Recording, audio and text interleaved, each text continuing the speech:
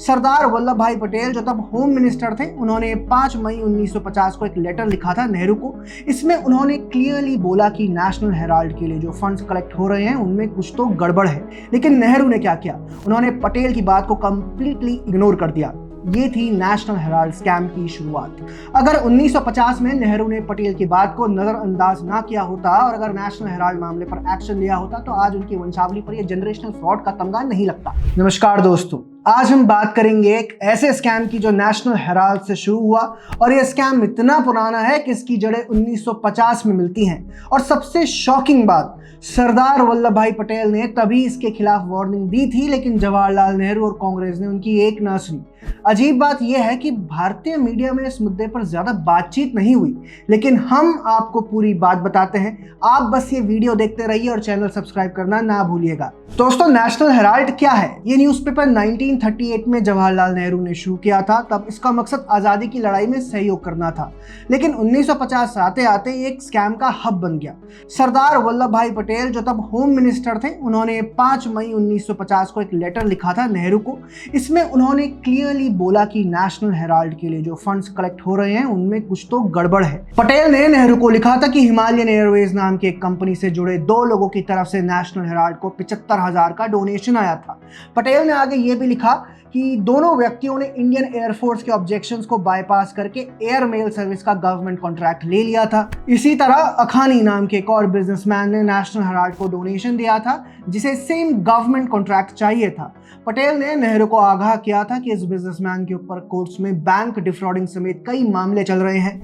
इन letters में पटेल ने तब सरकार में यूनियन मिनिस्टर रफी अहमद किदवाई पर भी अपनी पोजीशन को मिसयूज करने का आरोप लगाया था कि वे अपने ओहदे का फायदा उठाकर नेशनल हेराल्ड के लिए फंड्स जमा कर रहे हैं। तो क्या आप समझे कि इन लेटर्स में सरदार पटेल नेहरू से क्या कहना चाह रहे थे कि नेशनल हेराल्ड में क्या चल रहा है?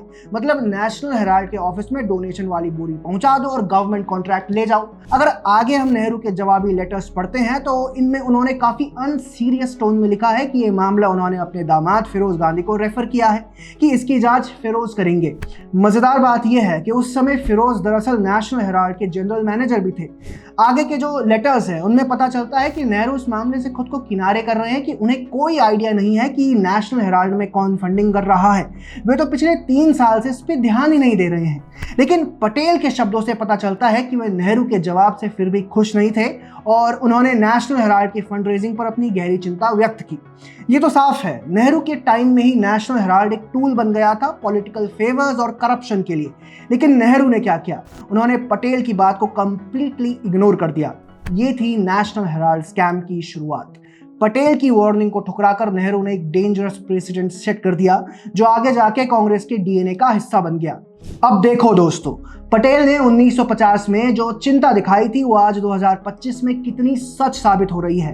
नेशनल हेराल्ड केस आज सोनिया गांधी और राहुल गांधी के अगेंस्ट ईडी चार्जशीट की वजह से हेडलाइंस में है।